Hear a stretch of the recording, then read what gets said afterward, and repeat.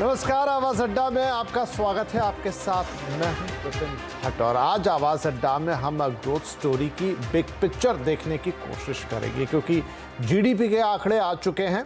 आंकड़े कहने के लिए, देखने के लिए अच्छे भी लग रहे हैं, लेकिन जानकारों का कहना है कि ये पर्याप्त नहीं है। मतलब कि देश के आर्थिक विकास के पहिए ने रफ्तार तो पकड़ी, लेकिन ये रफ्तार शायद उतनी पर्याप्त नहीं है जितनी चाहिए। हालांकि आगे आने वाला वक्त ऐसा है जिसमें बहुत सारी चुनौतियां भी मौजूद रहने वाली है। इनफैक्ट अभी का जो वक्त है वो भी कम चुनौतियों से भरा हुआ नहीं है। अंतर्राष्ट्रीय परिदृश्य इस समय काफ़ी ज़्यादा अनिश्चितताओं से भरा हुआ है। बहुत सारी ऐसी चीज़ें जो हमारे देश के या हमारे नेताओं के कंट्रोल में नहीं है और देश के राजनीतिक नेतृत्व कंट्रोल में नहीं है, लेकिन उनका इम्पैक्ट हमारे ऊपर ज़रूर पड़ेगा, हमारी अर्थव्यवस्था पे ज़रूर पड़ेगा। देश के अंदर चीज़ें सुधरती हुई दिखाई दे रही हैं, अर्थव्यवस्था के लिहाज से बेहतर होती हुई दिखाई दे रही हैं, लेकिन इनकी सस्टेनेबिलिटी पर थोड़ा सा सवाल रहेगा। महंगाई एक बड़ी चिंता है और उसके आगे बढ़ती ब्याज दरें क्या खेल और बिगाड़ सकती हैं? इन सारी सवालों के जवाब आज जानने की कोशिश रहेगी। लेकिन उससे पहले हम एक नज़र डालते हैं कि जो ताज़ा आंकड़े हैं जीडीपी के, वो क्या कहानी बयां कर रहे हैं, वो क्या कहते हैं, आज की क्या तस्वीर है और आने वाले वक्त के लिए वो क्या इशारा कर रहे हैं। एक नज़र डालते हैं यहाँ पर। तो देखिए, इस वित्त वर्ष 2023 के पहली तिमाही के ये आंकड़े हैं और दो कंपैरिजन हम आपको स्क्रीन पर दिखा रहे हैं। एक तो साल दर साल यानी ईयर ऑन ईयर का कंपैरिजन और दूसरा है क्वार्टर ऑन क्वार्टर का कंपैरिजन। अगर आप साल दर साल उसकी तुलना करेंगे तो ज़रूर ये गिर के 13.5% पर आई है, लेकिन ये हायर बेस इफेक्ट की वजह से आपको लाल निशान नीचे की तरफ जाता दिख रहा है। लेकिन अगर आप पिछले क्वार्टर से इसकी तुलना करेंगे तो वहाँ पर आपको 4.1 से सीधा 13.5% पे जंप करती हुई दिखाई देगी। बेस इफेक्ट वहां भी प्ले करेगा, लेकिन फिर भी ये एक ज़्यादा बेहतर पिक्चर बनती हुई दिखाई दे रही है। अच्छा, एग्री ग्रोथ, अब अलग अलग जो इसके कारक हैं उन पर डाल लेते हैं। एग्री ग्रोथ में दोनों तरफ आप चाहे ईयर ऑन ईयर तुलना करें या क्वार्टर ऑन क्वार्टर, एक बेहतरीन पिक्चर दिखाई दे रही है, 4.5% पे पहुंची है। इसी तरह आगे बढ़ते हुए हम दूसरी अगर हम बात करें फाइनल कंजम्पशन, प्राइवेट कंजम्पशन की बात करें तो यहाँ पर उसमें भी आप देखिए एक अच्छी खासी बढ़त, चाहे आप साल दर साल तुलना कर लें, चाहे आप क्वार्टर ऑन क्वार्टर उसे देख लें, यहाँ पर भी तो एक अच्छा संकेत आ रहा है। लोग सामान खरीद रहे हैं, खर्चा कर रहे हैं। सर्विसेज की ग्रोथ में भी देखिए ठीक ठाक यहाँ पर जंप है। अगर पिछले क्वार्टर से तो काफ़ी बेहतर है और अगर आप ईयर ऑन ईयर भी तुलना करें उस बेस इफेक्ट को ध्यान में रखते हुए तो भी ये 17.5% से ऊपर जा रहा है। मैन्युफैक्चरिंग ये एक ऐसी जगह ज़रूर है जहाँ पर चिंता होगी, करनी भी चाहिए। ईयर ऑन ईयर तो नंबर बहुत ख़राब दिखेगा, लेकिन अगर आप क्वार्टर ऑन क्वार्टर भी देखेंगे बढ़ोतरी हुई है, बेहतर हुआ है, लेकिन क्या ये काफ़ी है? शायद नहीं।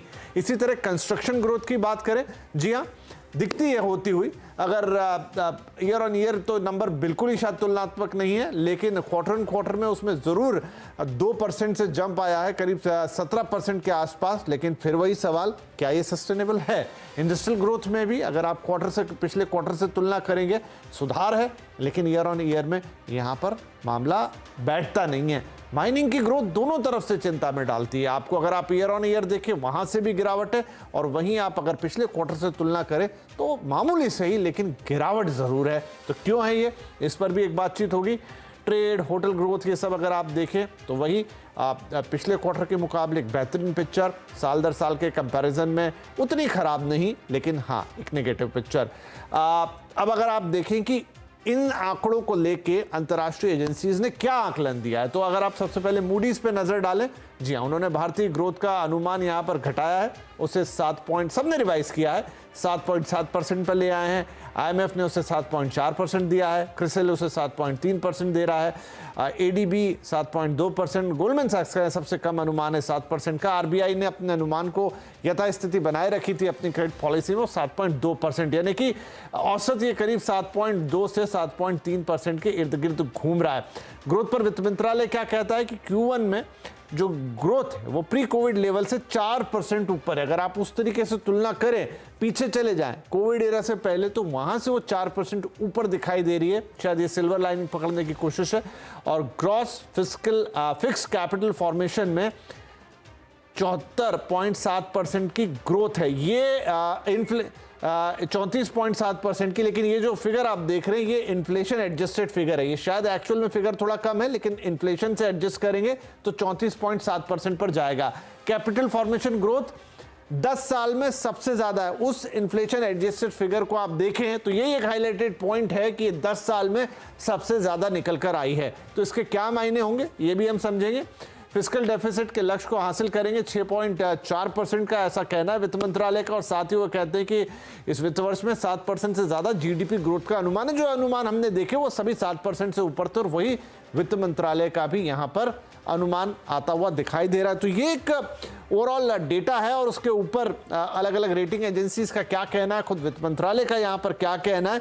लेकिन अब हम एक बड़ी पिक्चर क्रिएट करने की कोशिश करेंगे कि यहां से हमारी अर्थव्यवस्था की रफ्तार कैसी दिखाई देगी, क्या वो कारक होंगे जिससे हमें मदद मिलेगी और वो क्या सबसे बड़े चैलेंजेस होंगे जिनका सामना आपको करना होगा। तो चलिए माफ कीजिएगा, इस चर्चा की शुरुआत करते हैं। हमारे साथ कुछ खास मेहमान हैं आज।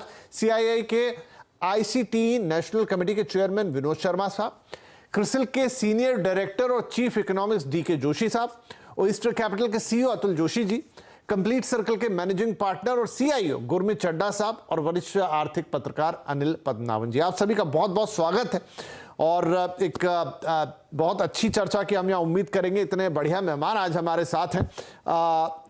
डीके जोशी साहब, आपसे हम शुरुआत करते हैं। देखिए, नंबर्स अपनी जगह पे आ चुके हैं, उस पर अलग अलग अनुमान भी हम देख रहे हैं, कुछ रिवाइज रेटिंग हुई है, सब कुछ हुआ है। और साथ में ये भी कि जो एक पिक्चर निकल कर आ रही है उसमें ज़्यादातर लोगों का कहना यह है, मैं आपसे भी उस पर आपकी राय चाहूँगा कि अच्छी पिक्चर तो है लेकिन क्या ये पिक्चर पर्याप्त है? आपका क्या कहना रहेगा? एक अच्छी है, पॉजिटिव तो है, लेकिन क्या जिसकी हम उम्मीद लगा के बैठे थे ये वो पिक्चर है? देखिए, जहां तक आंकड़ों का सवाल है, ग्रोथ 13.5% रही है जीडीपी में, जो मार्केट की एक्सपेक्टेशन से कम थी। जो प्रोफेशनल फोरकास्टर्स का सर्वे होता है उसमें 14.5% एक्सपेक्टेड था और आरबीआई का मानना उससे भी ज्यादा 16.2% था। तो बेसिकली ये थोड़ा एक्सपेक्टेशन से नीचे रहा है, पर ओवरऑल आई थिंक ये ग्रोथ रेट काफी अच्छा है आई वुड से, और इसमें सीक्वेंशियल मोमेंटम भी दिखाई दे रहा है। तो इसमें देखने वाली बात यह है कि कौन से क्या इसके ड्राइवर्स हैं और क्या वो सस्टेन करेंगे कि नहीं। तो इस जीडीपी के आंकड़े में दो चीजों ने बहुत मदद की है। एक तो प्राइवेट कंजम्पशन में बहुत जबरदस्त उछाल आया है, जो कि मेरी एटलीस्ट एक्सपेक्टेशन से ज्यादा था। और दूसरा जो सपोर्टिंग फैक्टर रहा है और पॉजिटिव है मीडियम रन के लिए, वो ये है कि इन्वेस्टमेंट्स जो है ग्रॉस कैपिटल फॉर्मेशन, वो अभी भी पॉजिटिवली बढ़ रहे हैं। उनका जीडीपी में जो उनका अनुपात है वो बढ़ रहा है, इन्वेस्टमेंट रेशियो बढ़ रहा है। तो ये तो पॉजिटिव एस्पेक्ट्स हैं। किसने हमें सपोर्ट नहीं किया, वो एक तो गवर्नमेंट ने, जो सरकार ने कंजम्पशन एक्सपेंडिचर बहुत काटा है इस बारी। सिर्फ 1.2% के आसपास उसमें ग्रोथ दिखाई दी है, जो कि पिछले साल भी बहुत कम था। तो बेस इफेक्ट कमजोर होने के बावजूद भी सरकार ने जो रेवेन्यू स्पेंडिंग है वो नहीं की है, कैपिटल स्पेंडिंग की है। मोटी मोटी बात यह है। और दूसरी चीज जो अब ग्रोथ के लिए कंस्ट्रेंट बन रही है वो ये है कि एक्सटर्नल एनवायरनमेंट, एक्सपोर्ट्स हमारे उतनी तेजी से नहीं बढ़ रहे हैं और इंपोर्ट्स बहुत ज्यादा तेजी से आगे जा रहे हैं। तो जिससे ट्रेड डेफिसिट बढ़ रहा है, करंट अकाउंट डेफिसिट बढ़ रहा है।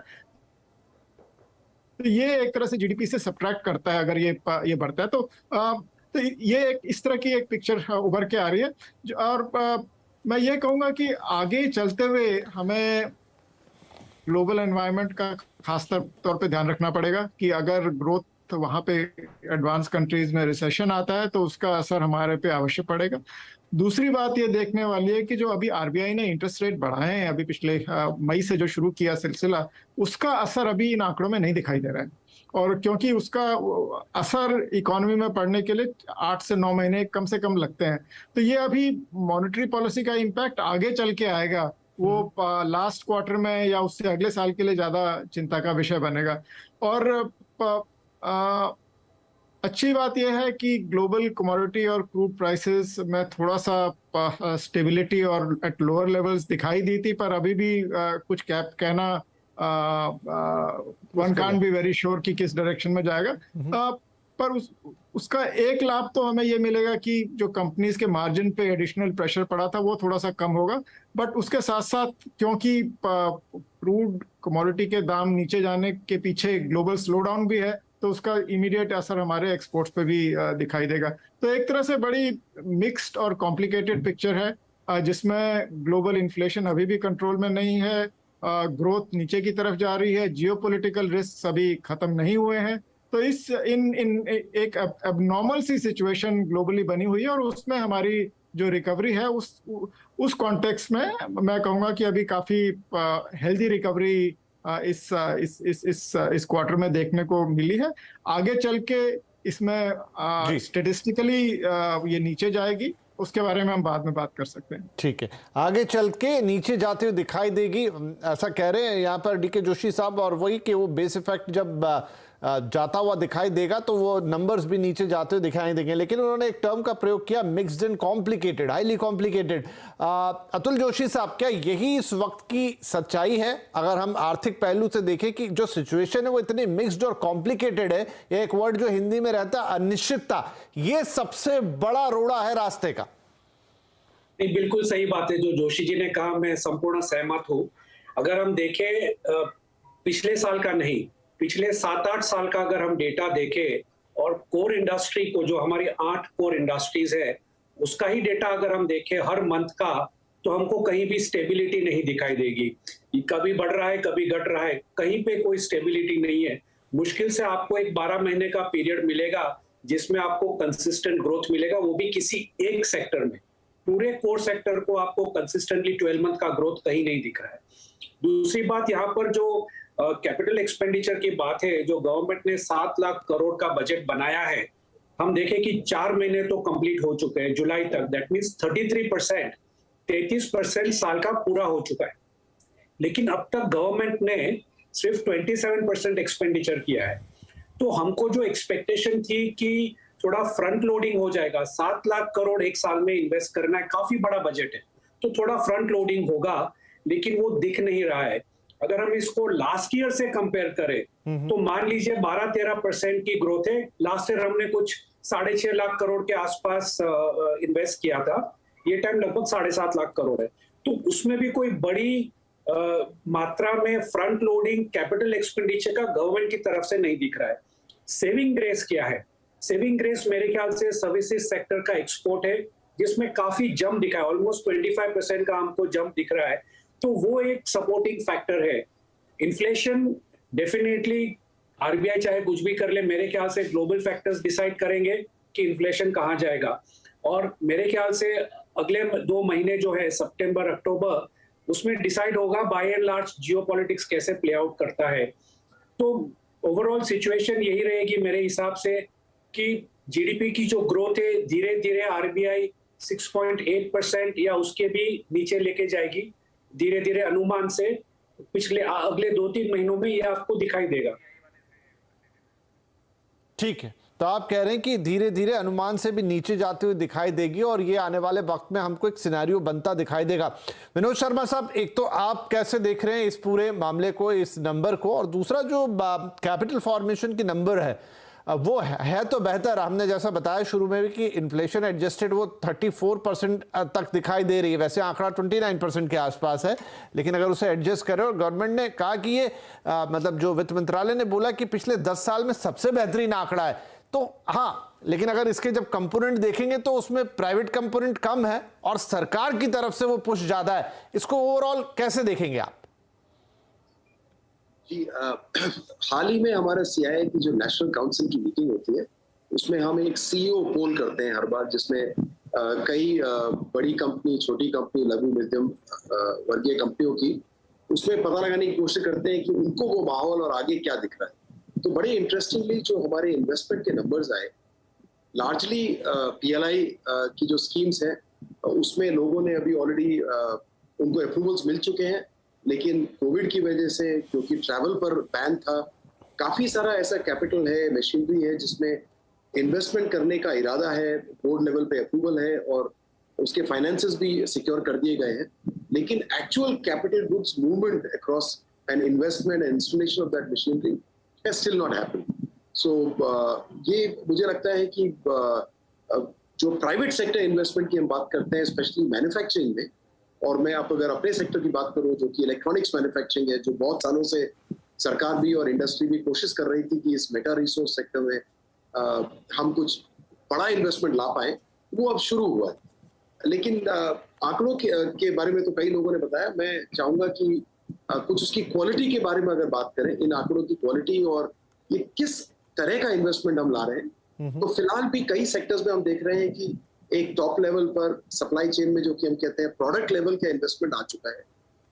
विशेषकर अगर आप मोबाइल फोन देखें, इलेक्ट्रॉनिक्स देखें, जहां पर असेंबली होनी शुरू हो गई अब। लेकिन अगर हम चाहें कि अगर ये जो ग्रोथ है हमारा, ये सिलसिला बना रहे, उसको सस्टेन करने के लिए बहुत जरूरी है कि हम कंपोनेंट्स पर, हायर वैल्यू एडेड मैन्युफैक्चरिंग पर, मोर कैपिटल इंटेंसिव, मोर टेक्नोलॉजी इंटेंसिव इन्वेस्टमेंट्स पर काम करें।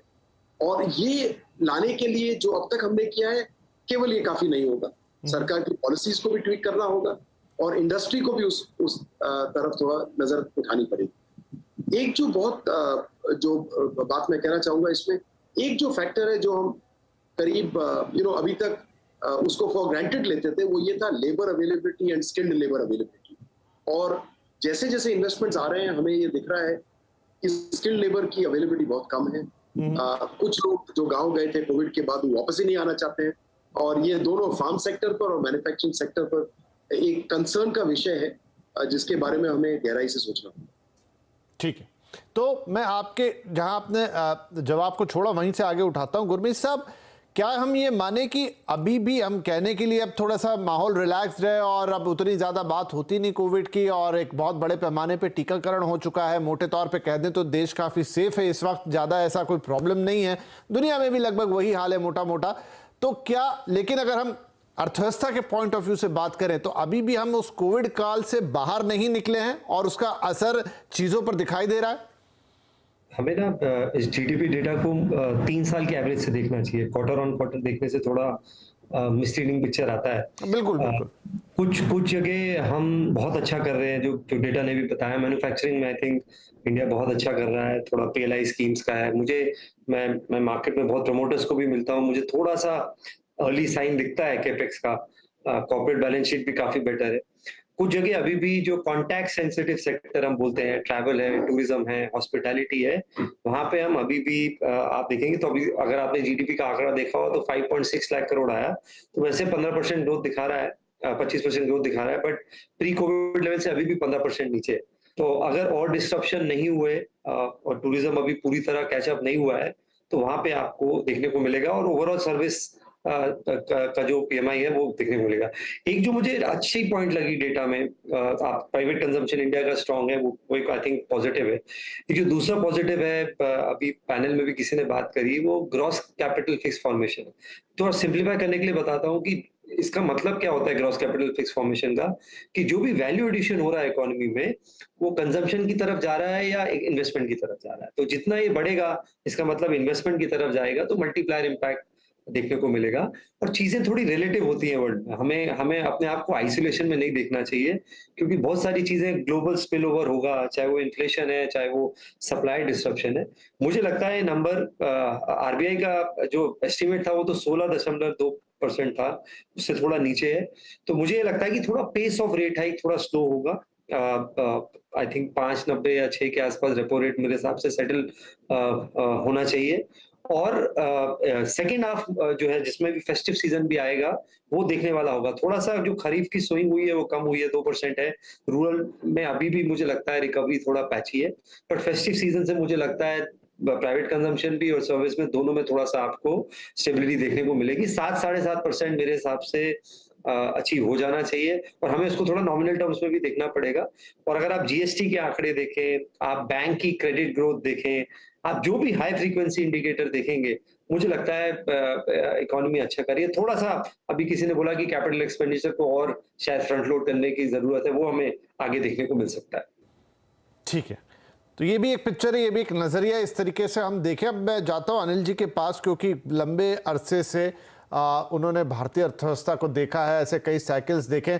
अनिल जी, एक तो इसमें ये चीज की अर्थव्यवस्था कई बार ऊपर जाती है, नीचे जाती है, साइकिल में काम करती है, लेकिन क्या मौजूदा वक्त अनप्रेसिडेंटेड है, जहां 2 साल 2.5 साल से ज़्यादा एक ऐसा आपने महामारी को गुजारे जिसमें सब कुछ हिल गया, उसके बाद चीज़ें लग रहा था ठीक होंगी, लेकिन फिर एक युद्ध आ गया, वो अभी तक ख़त्म हुआ नहीं है, और उसके बाद से जो सारी अनिश्चितता का माहौल बन गया पूरी दुनिया की अर्थव्यवस्था में, जो हमारे ऊपर बहुत तगड़ा इम्पैक्ट डाल रहा है, और हमारी खुद की अपनी इंटरनल इकोनॉमी भी जो है वहाँ पर भी चीज़ें अभी भी जैसा बातचीत हुई पैनल में कि अभी भी आपको वर्कफोर्स नहीं मिल रही प्रॉपरली, अभी भी आपको चीज़ें करने को नहीं मिल रही, और बेहतर पिक्चर बन सकती थी, लेकिन अभी भी हर्डल्स की कमी नहीं है हमारे पास, और इसका इम्पैक्ट शायद हमें लंबे अरसे तक देखना पड़ेगा, या ज़्यादा मेहनत करनी पड़ेगी, ज़्यादा प्लानिंग करनी पड़ेगी। बिल्कुल विपिन जी, आपने बड़ी बढ़िया तरीके से समराइज किया है जो हमारे जो मसला है देश के सामने। पहली बात आपके साथ ही जोड़ने की, आपने जो कहा उसके साथ जोड़ रहा हूँ, ये एक असाधारण सिचुएशन है जिसमें हम जिस सिचुएशन में है हम अभी। एक जैसे आपने बोला एक आपदा आया, उसके बाद एक युद्ध हुआ, तो ये पहली बार है कि मेरे ध्यान से कि 2 बैक टू बैक ऐसे झटके जो पड़े हैं देश के लिए, देश के नहीं दुनिया के लिए पड़े हैं। तो जैसे काफी विशेषज्ञों ने अभी कहा कि अभी तो रिकवरी जो हुआ है, जो कंट्रैक्शन जो हुआ कोविड के कारण 2019 के प्री 2019 तक चला गया था, वो रिकवर हो चुका है, वो अच्छी खबर है। और दूसरा जब हम आगे देखते हैं, जैसे असाधारण सिचुएशन से एक जिस तरीके का इम्पैक्ट हुआ है और जिस तरीके के रिफॉर्म सरकार ने किए हैं, अब ये पुराना भारत नहीं रहेगा। तो आप किसी भी लेवल पे उदाहरण देख लीजिए, आप ब्रॉडबैंड कनेक्टिविटी देख लीजिए, बिजली के कनेक्शन देख लीजिए, बैंक अकाउंट के कनेक्शन देख लीजिए, जितने बैंक अकाउंट खुले अब तकरीबन हर भारतीय के पास एक बैंक अकाउंट है। तो अब जब हम आगे के माहौल देखेंगे तो हमें ये सब पुराने अंदाज से जो हम हिंदुस्तान को देखते थे, भारत को देखते थे, वो अब हम वो पर्सपेक्टिव हमें एक तरीके से एक साइड पे रखना होगा, बिकॉज आगे जो आ रहा है बड़ा ही जैसे एक विचित्र समय बीता है 3 साल, अब आगे का जो है बड़ा ही नया टेरिटरी है। तो इसको आप पुराने प्रिज्म से देखोगे तो आपको जो चेंजेस आ रहे हैं वो समझ नहीं आएंगे। तो जैसे उदाहरण के मैं कह रहा हूँ, सर्विसेज को देख लीजिए, अभी 2-3 साल के कारण ये कोविड के कारण service economy, contract economy virtually ठप हो गया था। उसके ऊपर से ये विदेशी ऑयल प्राइसेस चढ़े तो एविएशन पे और भी धक्का पड़ा। लेकिन अब जो है रिकवरी स्लोली, एविएशन प्राइसेस जैसे डीके जोशी जी ने कहा कि वो सब धीमे धीमे स्लो डाउन हो रहा है इंटरनेशनल फूड कमोडिटी प्राइसेस। तो इससे सर्विस कॉन्ट्रैक्ट इकोनॉमी में फर्क पड़ेगा। तो जैसे मैंने कहा, अब साथ साथ आपके बैंक अकाउंट, इलेक्ट्रिसिटी, ये बेसिक नीड्स आपके साथ हैं, तो जो एक मल्टीप्लायर इफेक्ट होगा इनका एक कंजम्पशन लेवल पे, जो किसी ने विशेषज्ञ ने कहा कि प्राइवेट कंजम्पशन बढ़ा है, इसका प्रॉब्ली रीजन यही है। और जो सामने अगर जो हमें रिस्क देखने हैं, सबसे बड़ा मुद्दा जो है देश के सामने, ये जो फूड प्रोग्राम जो भारत ने किया है 2 साल 2.5 साल फ्री फूड जो दिया है, इसको रोल बैक कैसे करेंगे या कब करेंगे, ताकि कैलिब्रेटेड होना चाहिए, ताकि पब्लिक पे जो है प्रेशर ना हो, बिकॉज अभी भी आपदे के झटके से लोग उठे नहीं है। तो नेट पॉजिटिव है, रिस्क है, जैसे डीके जोशी जी ने कहा, जियोपॉलिटिकल रिस्क है, सबसे बड़ा रिस्क जो हिंदुस्तान के अगेंस्ट है दिस पॉइंट ऑफ टाइम। जी, तो ये सारी चीज़ों को ध्यान, और ये अच्छा आपने एक बोला कि अब शायद हमको एक नए सिरे से रीओरिएंटेशन, मैं उसे कहूँ कि आपको एक बिल्कुल नए नज़रिए से पूरी चीज़ों को देखना होगा, पुरानी सारी चीज़ों को भुला के या हटा के, क्योंकि अब सिचुएशन बिल्कुल अलग है। अगर हम उसी की तुलना में रहेंगे तो शायद हमेशा एक गलत पिक्चर देखते नजर आएंगे। डीके जोशी सर, अब अगर मैं करंट सिनेरियो की बात करूं यहां से, कि इस वक्त अगर हम बात करें तो फेस्टिव सीजन में हम खड़े हुए हैं, ठीक है, जहां पर एक अच्छी डिमांड हम देख सकते हैं, देख भी रहे हैं, शायद आगे चलते हुए नंबर्स में हमें दिखाई दे। दूसरी तरफ जो हमारा मानसून है थोड़ा पैची सा है, मतलब कहीं बहुत पानी है, कहीं नहीं है, और उसके सोइंग लेट हो रहे हैं, कई जगह फसल खराब हो गई है, ये सब भी है, तो रूरल डिमांड पे डेफिनेटली एक इम्पैक्ट आएगा। तो ये दोनों फैक्टर्स मिला के एकदम रीसेंट अगले क्वार्टर की या उसके अगले क्वार्टर की क्या तस्वीर आप उम्मीद कर रहे हैं कि बनाएंगे? और एक्सटर्नल फैक्टर तो अभी हम छोड़ देते हैं, लेकिन इंटरनली ये दो हमारे लिए बड़े ड्राइवर हैं। नहीं, आपने बिल्कुल ठीक कहा कि ये जो खासकर कृषि क्षेत्र के लिए जो जिस तरह का मानसून ओवरऑल तो नॉर्मल है, बट इंटरनली काफी अब नॉर्मल है। एक्सेस रेन और डेफिशिएंसी दोनों का मिश्रण है इस बार। और खासकर इस साल जो क्रॉप इम्पैक्टेड है और एक्सपेक्टेड टू बी इम्पैक्टेड है वो राइस है, और वो हमारे फूड डिस्ट्रीब्यूशन प्रोग्राम का एक अहम हिस्सा है। पहले ही वीट के प्राइसेस बहुत बढ़ चुके हैं और राइस के प्राइसेस भी अभी बढ़ने शुरू हो गए, क्योंकि लोग मार्केट प्लेयर्स सब लोग एक्सपेक्ट कर रहे हैं कि अब इसकी थोड़ा सा प्रोडक्शन में थोड़ा शॉर्टफॉल आएगा। तो एक तो ये एंगल है। दूसरा ये है कि ये जो प्राइवेट कंजम्पशन बढ़ने की हमने अभी बात की, ये अभी भी यूनिफॉर्म इंक्रीज नहीं है। ये अर्बन सेंट्रिक ज्यादा है, ये रूरल इकोनॉमी में इतनी ज्यादा डिमांड नहीं रही है। रूरल में एफएमसीजी के रिजल्ट्स आए थे तो वॉल्यूम ग्रोथ बहुत कमजोर दिखाई दी थी, वैल्यू ग्रोथ ज्यादा थी क्योंकि प्राइसेस बढ़ चुके थे। साथ साथ अभी भी बहुत ज्यादा डिमांड है नरेगा की, रूरल एरियाज में वेजेस फ्लैट हैं, तो रूरल इकोनॉमी अर्बन इकोनॉमी के मुकाबले थोड़ा कमजोर है। और अर्बन में क्योंकि जो सर्विसेज में रिबाउंड आया है, ये ज्यादातर 2/3 जो सर्विसेज हैं, ये कॉन्टैक्ट इंटेंसिव सर्विसेज, ये अर्बन एरियाज में होती हैं। तो ये इसका बेनिफिट ज्यादा अर्बन इकोनॉमी को मिल रहा है और बजाय रूरल इकोनॉमी के। और साथ साथ महंगाई की दर जो है रूरल इकोनॉमी ने ज्यादा फेस की, महंगाई की दर ज्यादा ऊपर थी अर्बन इकोनॉमी के मुकाबले। तो ये एक तरह से थोड़ा लॉपसाइडेड सी रिकवरी कंजम्पशन में दिखाई दी। और खासकर जो लोअर मिडिल इनकम ग्रुप्स का जो कंजम्पशन आइटम्स हैं, जैसे मोटरसाइकिल्स हो गए या एंट्री लेवल कार्स हो गए, इनमें उतनी ग्रोथ नहीं है जितनी हाई इनकम कैटेगरीज में है। तो ये एक तरफ से बैकड्रॉप है आप जो फेस्टिव सीजन में एंटर कर रहे हैं उसका। फेस्टिव सीजन में जनरली पुश मिलता है, और मेरा मानना यह है कि जो रिकवरी आपकी सर्विसेज में दिखाई दी है, वो अभी और आगे पूरे साल, इस साल की ग्रोथ स्टोरी में उसका एक बहुत अहम कंट्रीब्यूशन रहेगा। तो अगले क्वार्टर में भी वो दिखाई देगी। और फेस्टिव सीजन के कारण थोड़ा सा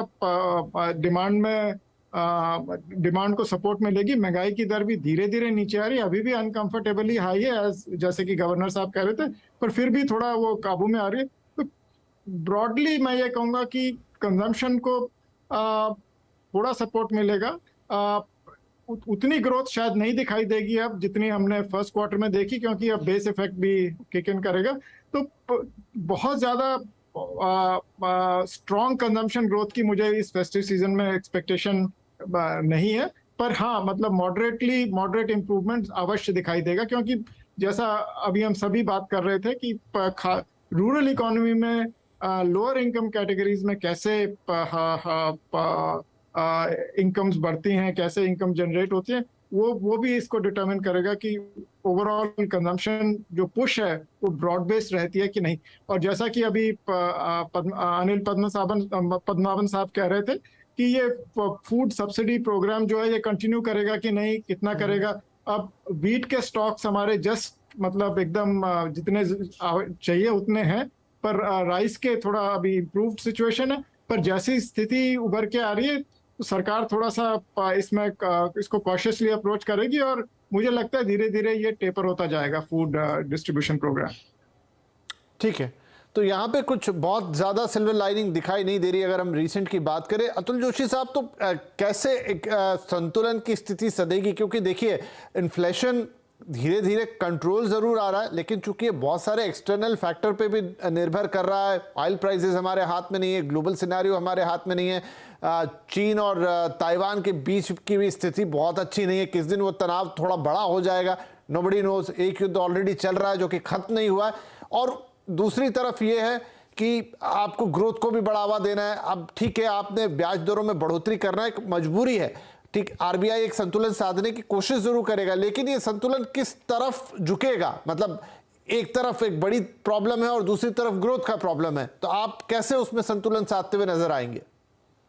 अगर हम देखें कि इन्फ्लेशन का बेस इफेक्ट जो हम देखते हैं कि क्यों इतना बड़ा, क्यों, तो ग्लोबल फैक्टर्स उसके लिए मेनली इंपॉर्टेंट है। कि ग्लोबल फैक्टर्स जैसे ही वॉर चालू हुआ, धीरे धीरे हमने देखा कि आरबीआई की जो ट्यून थी वो थी बैलेंस्ड बिटवीन ग्रोथ और इन्फ्लेशन, वो दोनों को साथ में लेके चल रही थी आरबीआई। और सडनली उन्होंने पूरा ट्रैक चेंज कर दिया और सिर्फ इन्फ्लेशन के ऊपर आ गए। और इन्फ्लेशन जो प्राइजेस इन्फ्लेशन हम देख रहे हैं कि उसकी रीडिंग नीचे आ रही है, वो इसके लिए आ रही है क्योंकि ग्लोबल प्राइसेस कम हो रही है, ना कि इसकी वजह से कि आरबीआई ने इंटरेस्ट रेट बढ़ाए हैं, क्योंकि आरबीआई के हाथ की बात नहीं, ये सप्लाई साइड इश्यूज है। तो आरबीआई को अब ये सोचना है कि मेरी जो इंटरेस्ट रेट मैंने बढ़ाई है अभी तक, उसकी इफेक्ट क्या हो रही है। तो इसके लिए मैं एक आंकड़ा देना चाहूंगा।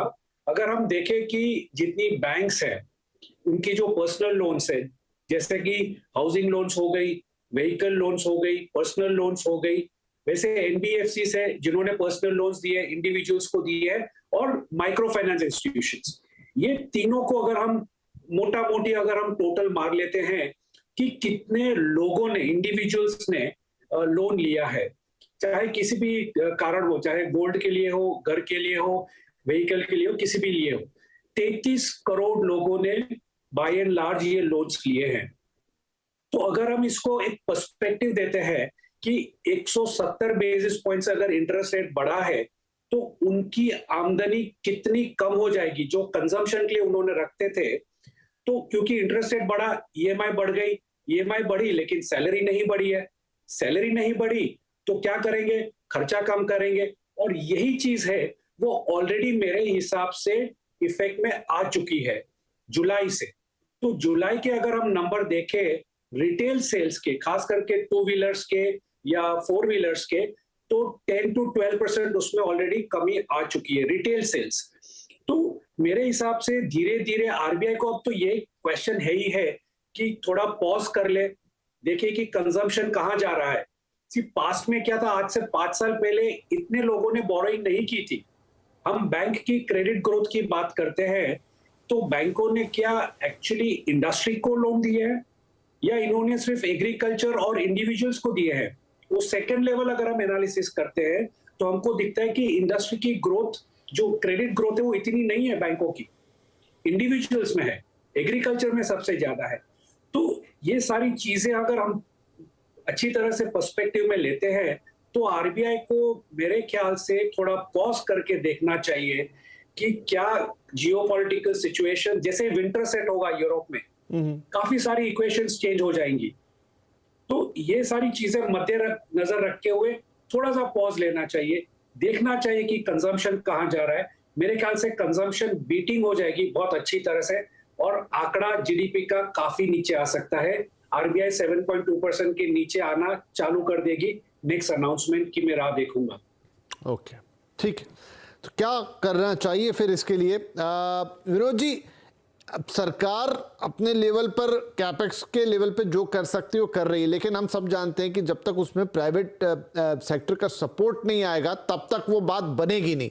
अब एज ए प्राइवेट सेक्टर कितना आपको आगे सिनेरियो चैलेंजिंग लग रहा है, कितनी दिक्कतें हैं या क्या चैलेंजेस रहेंगे या क्या सपोर्ट मिलना चाहिए कि आपके यहाँ से भी उतना ही एक इनपुट आए और जो हम देखना चाहते हैं नंबर्स में वो होता हुआ दिखे? सर, जो चुनौतियां हमारे सामने हैं वो बड़ी स्पष्ट है और मेरे सभी साथियों ने भी बताया, जियोपॉलिटिकल है, उसमें जियो इकोनॉमिकल है, क्लाइमेट चेंज है, सप्लाई साइड कंस्ट्रेंट्स है जिसका हम इन्फ्लेशन के रूप में देख रहे हैं कि उसका क्या उन पे असर पड़ रहा है। लेकिन एक एंटरप्रेन्योर होने के नाते, एक प्राइवेट सेक्टर को रिप्रेजेंट करने के नाते, मैं कहूँगा हमारा जो मूल सोचने का तरीका होना चाहिए एंटरप्रेन्योरशिप का, वो एक रिस्क टेकिंग वाला है। और मुझे एक बहुत बड़ा अवसर नजर आ रहा है इन जियोपॉलिटिकल चेंजेस में। हिंदुस्तान, जो हम कहते थे कि China is the factory of the world is now looking for a second factory, and we of course have a reasonable, मैं कहूंगा एक अवसर है हमारे पास कि हम वो सेकंड फैक्ट्री होने का दावा कर सकते हैं। लेकिन केवल दावा करने से काम नहीं चलेगा। राइट। अगर हम इसको, ये जो जीडीपी के हम पिछले क्वार्टर की भी बात कर रहे हैं, चुनौतियों की तरफ से देखें तो ये बुरा नहीं है नंबर, लेकिन अवसर की तरफ से देखें तो मैं कहूंगा बहुत बुरा है, क्योंकि अवसर इतना बड़ा है इस समय और उसके लिए कुछ जो फैक्टर्स ऑफ मैन्युफैक्चरिंग, मैं कहूंगा फैक्टर्स ऑफ इकोनॉमी है, जो कॉस्ट फैक्टर्स है हमारे लॉजिस्टिक्स के, फाइनेंस तो बढ़ रहा है, एनर्जी कॉस्ट, इसमें जो एफिशिएंसीज आने की उम्मीद है, कुछ ईज ऑफ डूइंग बिजनेस के ऊपर जो बहुत सारा काम हुआ है, ये जब पर्कुलेट करेगा हमारे लघु मध्यम उद्योगों पर, हमारे स्टेट्स में, हमारे शहरों में, हमारे डिस्ट्रिक्ट्स में, तो मुझे ये उम्मीद है, और हम जो मैंने बताया आपको, सीओ में भी जो सीओ फोरम है हमारा, जो CII में, हम लोगों को ये उम्मीद है कि हमारे यूटिलाइजेशन नंबर्स बढ़ेंगे, नया इन्वेस्टमेंट आएगा, और वो भी और टेक्नोलॉजी का बहुत बड़ा रोल है। तो आप देखेंगे जैसे कि ऑटो सेक्टर में अब इलेक्ट्रिक व्हीकल्स और पूरा हो रहा है, एनर्जी जनरेशन बिल्कुल बदल रहा है। 50% ऑफ आवर एनर्जी, हम ग्रीन एनर्जी की बात कर रहे हैं, विच मीन्स दैट अब एनर्जी में भी फॉर एग्जांपल इलेक्ट्रॉनिक्स का बहुत बड़ा रोल होने वाला है। हाइड्रोजन में हमने अभी बात की। तो ये जो नए अवसर हमको आ रहे हैं, इनकी तरफ हमारा रुझान हो रहा है। कई कंपनीज उसमें बहुत सारे प्लान्स लेकर आ रही हैं, बजट कर रही हैं, उनके बोर्ड्स ने उनको अप्रूवल दिया है कि इसको खास तरीके से देखा जाए। तो मुझे लगता है कि मुझे उससे उम्मीद है कि हम ये कुछ हद तक इसको पॉजिटिव, एक बड़ा सकारात्मक रूप दे पाएंगे। लेकिन ये बड़ी कंपनियों के लिए तो ठीक है। जहां तक हमारी SMEs हैं, जरूरी नहीं है कि वो इसमें से इस तरह से उभर पाए और इन अवसरों को हैंडल कर पाए। हम इंडस्ट्रियल IoT की बात करते हैं, इंडस्ट्री 4.0 की बात करते हैं, और लोग यहाँ पर अभी भी अपनी एग्जिस्टिंग लोन्स और उनको चुकाने में उस पर जूझ रहे हैं। जो कुछ अच्छे ईज ऑफ डूइंग बिजनेस के जो हुए हैं, वो अभी तक इंस्पेक्टर राज पूरी तरह से हटा नहीं है। अगर आप डिस्ट्रिक्ट्स में जाएं तो इस पे अभी बहुत काम करने की जरूरत है। तो जहां एक ऑप्टिमिज्म दिखता है, बट चुनौतियां अभी हटी नहीं है, और हमको उन पर साथ में मिलकर काम करने की, जैसे मोदी जी कहते हैं, whole of the government, I think whole of the government ही नहीं, केवल whole of the economy has to work together if we want to see those results coming our way. जी हाँ, कुछ एक्स्ट्रा एफर्ट तो यहाँ करने होंगे टर्न अराउंड करने के लिए, क्योंकि अनप्रेसिडेंटेड सिचुएशन है, तो वैसे ही एफर्ट्स भी लगेंगे। चलिए एक छोटा सा ब्रेक ले लेता हूँ मैं, बहुत ही छोटा रहेगा, लेकिन उसके बाद यहाँ से फॉरवर्ड लुकिंग थोड़ी और बातें करने की कोशिश करेंगे। मसलन बाजार इस पूरे सिनारियो को कैसे देखेगा, किस तरफ उसका रुझान होगा, किन फैक्टर्स को पकड़ता हुआ दिखाई देगा, और यहाँ से वे फॉरवर्ड हमारे लिए क्या है। जो फैक्टर्स हमारे हाथ में नहीं है उनका हम शायद कुछ नहीं कर सकते, लेकिन क्या हम इंटरनली उनके लिए कुछ उपाय कर सकते हैं, कुछ सेफगार्ड्स हम अपनी तरफ से बना सकते हैं। क्या वो पॉसिबिलिटी बनती है इतने बड़े देश के अंदर? एक छोटा सा ब्रेक के बाद बातचीत जारी रहेगी।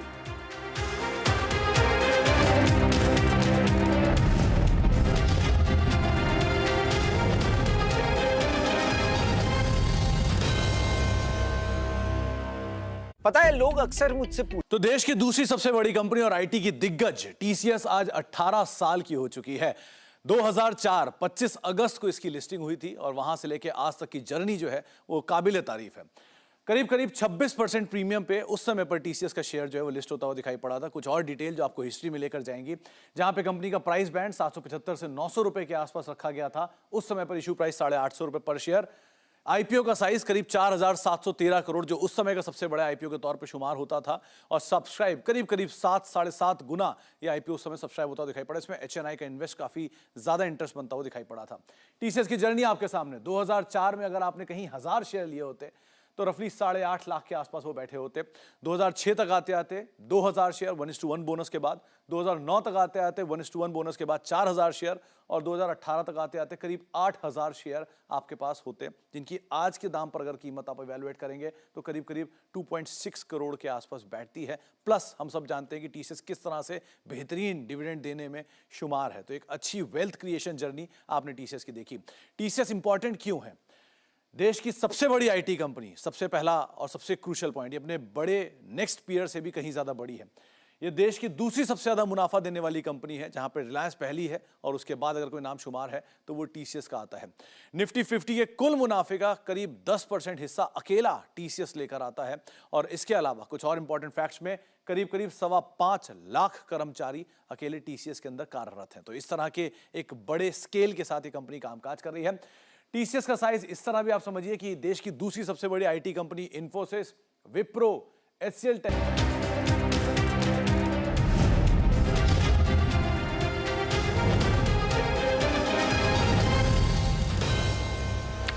Welcome back. आवाज अड्डा में आज बात हो रही है GDP नंबर्स पे, और हम कोशिश कर रहे हैं कि एक ग्रोथ का बिग पिक्चर थोड़ा सा पेंट किया जाए। चैलेंजेस काफी ज्यादा हैं, लेकिन यह है कि भारत की अर्थव्यवस्था ने दम भी दिखाया है अपना, चीज़ें जितनी खराब हो चुकी थी वहाँ से काफ़ी बेहतर करते हुए नज़र आ रहे हैं। लेकिन सवाल वही कि क्या ये पर्याप्त है, और अभी चैलेंजेस ख़त्म नहीं हुए हैं। अनिश्चितता, अनसर्टेनिटी अभी भी बहुत सारी बनी हुई है, और बहुत सारे ऐसे कारक काम कर रहे हैं जो आपके, हमारे या देश के हाथ में नहीं है। ये अंतर्राष्ट्रीय स्तर से हमारे पास आ रहे हैं और उस पर हम ज़्यादा इख्तियार नहीं रखते हैं। चलिए बातचीत को हम आगे बढ़ाते हैं। तो गुरमीत साहब, अगर कुछ चीज़ें देखें, मसलन मैन्युफैक्चरिंग PMI हो गया, GST कलेक्शन हो गया, ये सब, या मैं कहूँ कि रियल एस्टेट में जो सेल्स हम देख रहे हैं उस तरह की बात हो गई, ऑटो नंबर्स भी रिसेंटली आ रहे हैं वो, और दूसरी तरफ क्रूड प्राइसेस हमारे हाथ में नहीं है, इतने ज़्यादा फ्लक्चुएट करते हैं। ग्लोबल ग्रोथ का जो सिनेरियो है वो हमारे हाथ में नहीं है, बाकी वॉर लाइक सिचुएशन नहीं, वो तो बाजार इस पूरी, मतलब एक तरफ पॉजिटिव पॉइंट्स भी हैं, एक तरफ चैलेंजिंग पॉइंट्स भी हैं, इस पूरे सिचुएशन को कैसे एनालाइज कर रहा है? क्योंकि हम ये समझते हैं कि बाजार हर चीज़ को 6 महीने आगे देखता है। आपने बहुत अच्छी बात बोली। अगर आपने भी पीछे बैंक ऑफ कोरिया के गवर्नर का स्टेटमेंट सुना हो, तो उन्होंने बोला हम गवर्नमेंट से तो इंडिपेंडेंट हो गए हैं, फेड से इंडिपेंडेंट नहीं है। उन्होंने यूएस से पहले रेट हाइक करना शुरू किया था, और उन्होंने बोला कि मैं क्या उनसे पहले रुक पाऊंगा, कहना मुश्किल है क्योंकि करेंसी पे प्रेशर पड़ रहा है। तो आई थिंक आरबीआई ने भी पिछली अपनी एमपीसी में इसको हाईलाइट किया। उन्होंने ओवरऑल प्राइस स्टेबिलिटी और करेंसी की बात करी। तो एक टफ जॉब है, और मेरा ये मानना है कि बहुत ज्यादा एक्स्ट्रापोलेट नहीं करना चाहिए क्योंकि सिचुएशन बहुत फ्लूइड है। जैसा कि मैंने आपको बोला कि थोड़ा सा हमें दो तीन चीजें देखने को, ठीक है, अगर आप इमर्जिंग मार्केट और फॉर एफआईएस के फंड मैनेजर से बात करेंगे, अभी अनबंडलिंग ऑफ इमर्जिंग मार्केट का एक थीम शुरू हुआ है, जिसमें अगर आप देखिए MSCI इमर्जिंग मार्केट इंडेक्स को आप देखेंगे तो पिछले 5 साल को 3 साल का रिटर्न फ्लैट है, कोई रिटर्न नहीं। अगर आप इंडिया का रिटर्न देखेंगे पिछले 3 साल का जो MSCI इंडेक्स है वो लगभग 13.5% है। 5 साल का रिटर्न लगभग 8% है। तो अगर आप इंडिया और ताइवान हटा दें तो उन्होंने आउट परफॉर्म किया, और अभी केस बन रहा है क्योंकि रशिया को बाहर निकाल दिया गया उस इंडेक्स से। चाइना में बहुत ज्यादा स्लो डाउन है, जो आपका लैटिन अमेरिकन कंट्रीज है, स्पेशली ब्राजील है, वहां पे थोड़ा पॉपुलिज्म है। तो एक अनबंडलिंग का केस बन रहा है EM का, जो अभी किसी ने हाईलाइट भी किया कि इंडिया एक नया सप्लाई चेन रिलायबल पार्टनर भी बन सकता है। तो मुझे लगता है कि बहुत कुछ अगले आपको देखने को मिलेगा।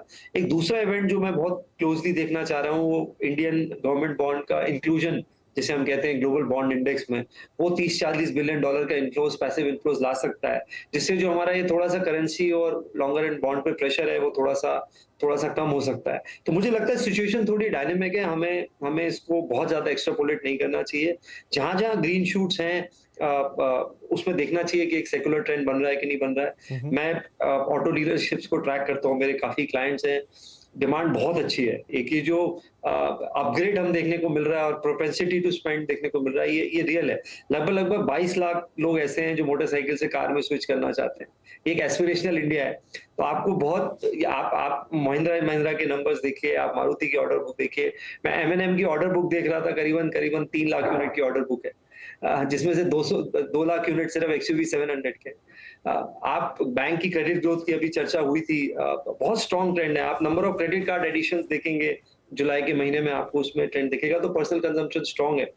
तो मुझे ऐसा लगता है कि इंडिया रिजिलियंट होगा, बट हर चीज रिलेटिव है। थोड़ा कोलैटरल डैमेज हमारे साथ भी होगा क्योंकि अगर ग्लोबल स्लोडाउन होता है और साथ में क्वांटिटेटिव टाइटनिंग हो रही है, हम ये भूल जाते हैं कि खाली फेड रेट नहीं बढ़ा रहा है, वो अभी बैलेंस शीट भी श्रिंक करेगा। तो जितने आपके रिस्क एसेट्स हैं उस पर थोड़ा सा उसका प्रभाव देखने को मिलेगा। और कमोडिटी प्राइसेस, मुझे लगता है ये एक बहुत बड़ा फैक्टर। अगर ऑयल 90 के और नीचे आता है, ग्लोबल ऑयल प्राइसेस सॉफ्ट रहते हैं, थोड़ा सा यूएस में हमें अगर थोड़ा सा फेड का स्टांस चेंज होते हुए दिखता है तो इंडिया के लिए वो बहुत पॉजिटिव हो सकता है। नियर टर्म में थोड़ा सा मुझे लगता है कॉशियस रहने की जरूरत है। नियर टर्म में थोड़ा कॉशियस, लेकिन ओवरऑल पिक्चर एक पॉजिटिव और ऑप्टिमिस्टिक पिक्चर दिखाई देती है यहाँ पर। अनिल सर, मैं एक बार फिर से थोड़ी आरबीआई की तरफ जाना चाहूँगा कि क्योंकि अब फिर से पॉलिसी अब आने ही वाली है। तो आरबीआई अभी तक तो उसने क्लियर कट कहा, और उसका जो एक स्टांस रहा वो भी यही रहा कि वो पूरी तरह से इन्फ्लेशन पे फोकस कर रहे हैं, और हम सब मान रहे हैं कि अभी 1% के आसपास ईयर एंड तक और रेट हाइक हमें आती हुई दिखाई देगी। लेकिन क्या कोई ऐसी उम्मीद की जा सकती है, कोई ऐसा थॉट हो सकता है कि आरबीआई थोड़ा अपने स्टांस को चेंज करे? क्योंकि अब देखिए इन्फ्लेशन एक हद तक कंट्रोल में आई, और वैसे भी ये सप्लाई साइड ज़्यादा है, डिमांड साइड तो उतनी नहीं है। तो क्या ऐसा हो सकता है कि या वो उल्टा तो नहीं करेंगे, लेकिन अपनी जो स्पीड है उसको स्लो डाउन करें, या वो भी फिर फेड को फॉलो करेंगे, या जो ओवरऑल वर्ल्ड वाइड ट्रेंड है जो देख रहे हैं अदर सेंट्रल बैंक्स वही उनके पास भी चाह रहा है, कुछ और नहीं कर सकते? विपिन जी, आरबीआई के पास ज्यादा ऑप्शन नहीं है, तो ये तो आप मान के चलिए। तो दूसरा है, उनका रेट बदलने या ना बदलने से अगर हम रिसेंट इतिहास देखे निवेश का हिंदुस्तान में, तो हमारे जो इंडस्ट्रियलिस्ट हैं इन्होंने जब रेट कम थे तब भी इन्वेस्ट नहीं किया, तो जब बढ़े हैं तो बिल्कुल ही नहीं करेंगे। तो इसको आप, इनका जो निवेश है वो, लेकिन वो मैं फिर दोहराना चाहता हूँ, आपने जैसे बोला ना कि अनसर्टेनिटी है, तो इसका एक अंग्रेजी में एक वर्ड है जो इस वक्त बहुत बारीकी से फिट होता है हमारे सिचुएशन में, जो अननोन्स है। किसी को नहीं मालूम, मतलब किसी ने कोई सोचा नहीं होगा कि कोविड जैसा आपदा आएगा, उसके बाद एक यूक्रेन जंग होगा। तो ये आप एक मैक्रो इकोनॉमिक फ्रेमवर्क में ये एक पैरामीटर हो गया है। तो आप जब आगे देखोगे तो ये सारे ये लेके ही चलो कि एक अननोन रहेंगे। लेकिन आप सिचुएशन कंपेयर कीजिए, 2008-9 में जो ग्लोबल क्राइसिस हुआ था, तो हिंदुस्तान की तब स्थिति क्या थी और आज क्या है। उस टाइम ना जीएसटी था, उस टाइम 400 मिलियन लोगों के पास बैंक अकाउंट नहीं थे, करीब 30% के पास बिजली नहीं थी, उतनी लोगों के पास घर नहीं थे, पीने का पानी तो और भी नहीं था। तो ये आप 2009 और आज के सिचुएशन में बहुत फर्क है। तो जब आप आगे देखेंगे आप ये ध्यान में रखिए, क्योंकि ये जब अननोन है, इसमें कुछ भी हो सकता है। तो और इसमें आरबीआई ने जो सराहनीय काम किया है, मतलब बहुत ही सराहनीय काम किया है, पिछले 3 साल में एक इंस्टीट्यूशन है जो कि बड़े क्लैरिटी से हर सिचुएशन में आया है। तो इसमें आप उम्मीद रख के चलिए, वो देश के हित में भी जो करेंगे, आर्थिक हित में जो करेंगे वो करेंगे। तो ये, और अच्छी बात, दूसरी आखिरी बात ये है कि हमने रिसेंट हिस्ट्री में पहली बार देखा कि वित्त मंत्रालय और आरबीआई में एक जुगलबंदी चली है। अगर ये जुगलबंदी नहीं रहता तो हमारी आर्थिक स्थिति काफी बिगड़ी होती इस वक्त पे। अगर हम पिछले 2014 के पहले के जो माहौल देखेंगे, जहाँ की बहुत मतभेद होते थे, आरबीआई एक रास्ते में, वित्त मंत्रालय एक रास्ते में, वो नहीं रहा। तो दोनों जो इंस्टीट्यूशन है जो आर्थिक व्यवस्था संभालते हैं देश का, एक ही पेज पे थे। तो इससे बहुत फर्क पड़ा है। और आगे जब हम देखेंगे, ये आप ध्यान में रखिए, जो भी फ्यूचर में आप एंटिसिपेट, मतलब जो भी सिनारियो बना रहे हैं। नहीं, ये इम्पोर्टेंट है कि आरबीआई और देश की सरकार दोनों किस दिशा में सोच रहे हैं। क्या वो दिशा एक है या वो दिशाएं अलग अलग हैं? लेकिन फिलहाल तो ये था कि इन्फ्लेशन कंट्रोल करने के लिए शायद सब एक मत है, और वही एक रेट हाइक से हम देख रहे हैं। और अनिल जी भी कह रहे हैं कि उसमें शायद उनके स्टैंड में फिलहाल तो ऐसा चेंज आता हुआ दिखाई नहीं देगा। जोशी सर, अभी अगर हम सरकार की तरफ से, आपने पहले भी उसका जिक्र किया स्पेंडिंग का, तो क्योंकि सरकार की स्पेंडिंग का एक बड़ा रोल रहा है यहाँ पर, आगे सरकार अपने खर्च को बढ़ाने की कितनी स्थिति में, कितनी गुंजाइश है कि वो अपने हिस्से से खर्च बढ़ाते हुए दिखाई देगी? देखिए, सेंट्रल गवर्नमेंट की स्थिति काफी अच्छी है। वो they are still holding cash balances with RBI which are quite significant. तो वो रेवेन्यू स्पेंडिंग भी बढ़ा सकते हैं और आगे चल के रेवेन्यू स्पेंडिंग बढ़ेगी, क्योंकि ये जितनी सब्सिडीज वगैरह इस साल बढ़ी हैं वो आगे धीरे धीरे आपको आंकड़ों में दिखाई देंगी।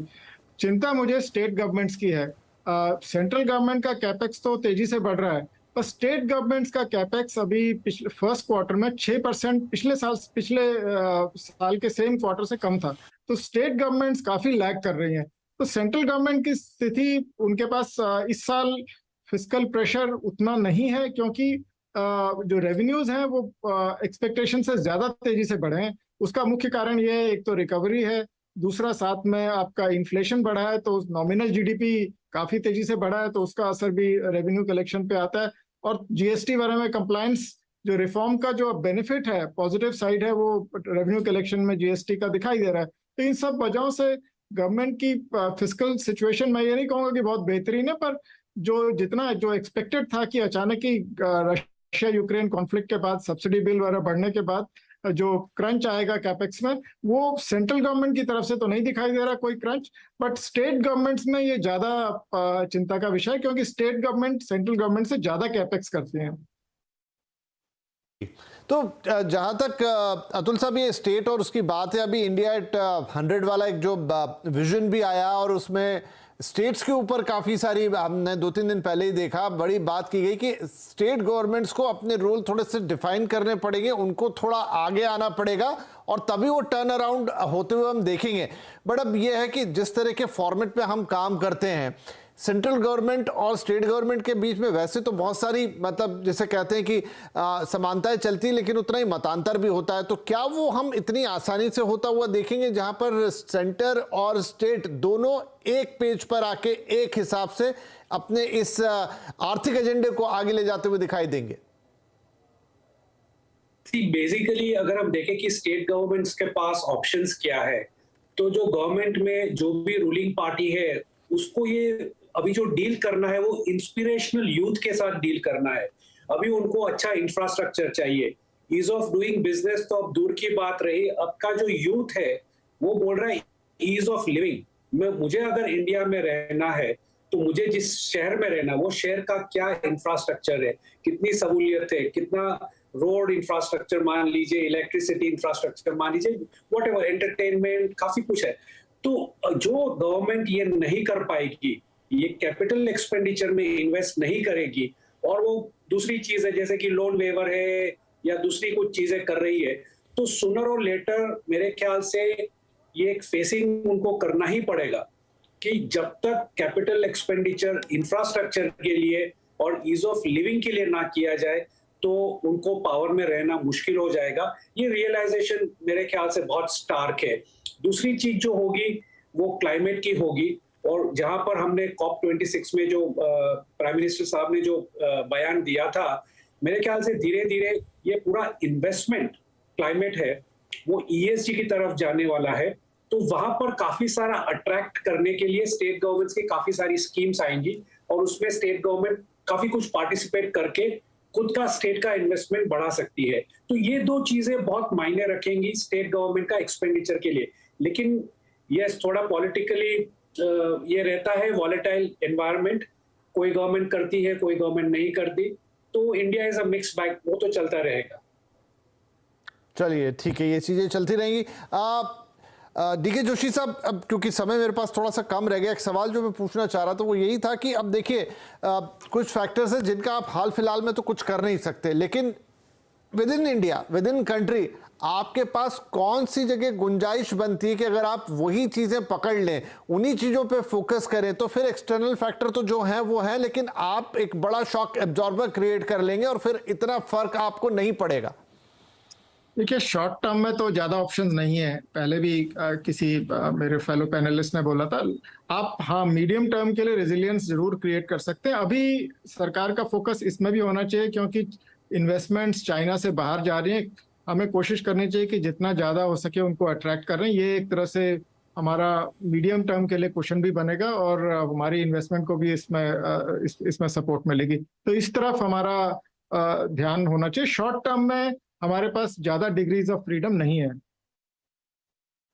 विनोद जी, फेस्टिव सीजन क्योंकि ऑन है, देखिए एक पेंटअप डिमांड की तो हम लगातार बात कर रहे हैं, लेकिन क्या इस फेस्टिव सीजन में आपको वही डिमांड मतलब उस लेवल पे जाती हुई दिखाई दे रही है? अभी थोड़ी देर पहले गुरमीत साहब भी कह रहे थे कि अगर हम ऑटो सेल्स की बात करें, नंबर बहुत अच्छे हैं, तो वो एक तरफ तो काफी अच्छे हैं, वो थोड़ा अर्बन फिनोमिना ज्यादा है, लेकिन थोड़ा रूरल साइड पे चीजें उतनी अच्छी नहीं है। आपको क्या लग रहा है, इस फेस्टिव सीजन में वो डिमांड की कमी हम नीचे से भी पूरी होते हुए देखेंगे या वहां पे थोड़ी सिचुएशन टफ है? ये जो पहले कोविड के पहले लॉकडाउन के बाद एक रिवेंज बाइंग करके एक जो बहुत बड़ा हमने देखा था कि ग्राफ ऊपर गया था हमारी डिमांड का, उस तरह से ऊपर जाते हुए नहीं दिख रहा है। जो दिख रहा है वो एक स्टेडी ग्रोथ तो जरूर दिखाई दे रही है, और ऑब्वियसली दिवाली के जब सीजन आता है तो एक सर्टेन ग्रोथ हम फॉर ग्रांटेड लेते हैं।